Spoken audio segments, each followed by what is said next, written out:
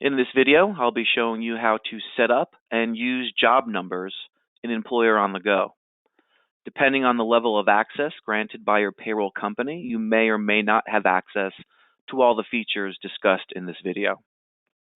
This feature in Employer on the Go can be set up for the purpose of creating codes for assigning jobs or project numbers to earning codes.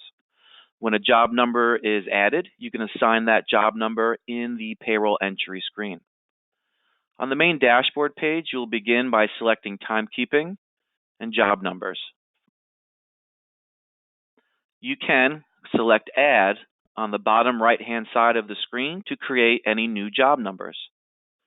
You can also edit existing job numbers.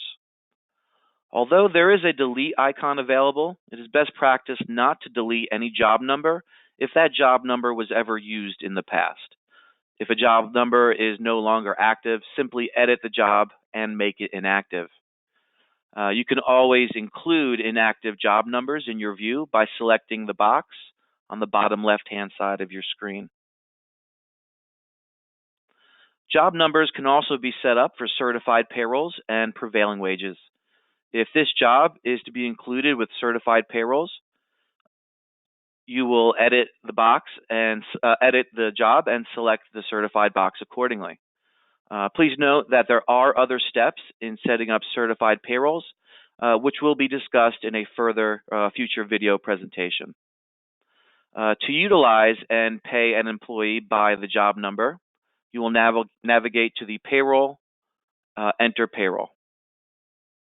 Once here, you must be in the enhanced view to make this entry.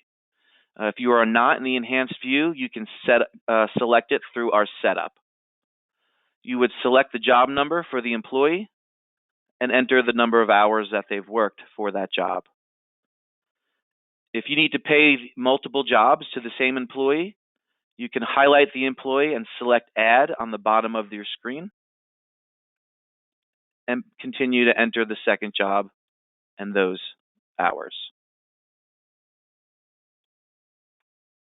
When a payroll is in preview or completed, you can run a job costing report in our report wizard. Once we get back to our home dashboard, you can select Reports and Report Wizard. It is payroll on the left-hand side, job costing on the right-hand side. If you have any further questions, please contact your payroll company. Thank you.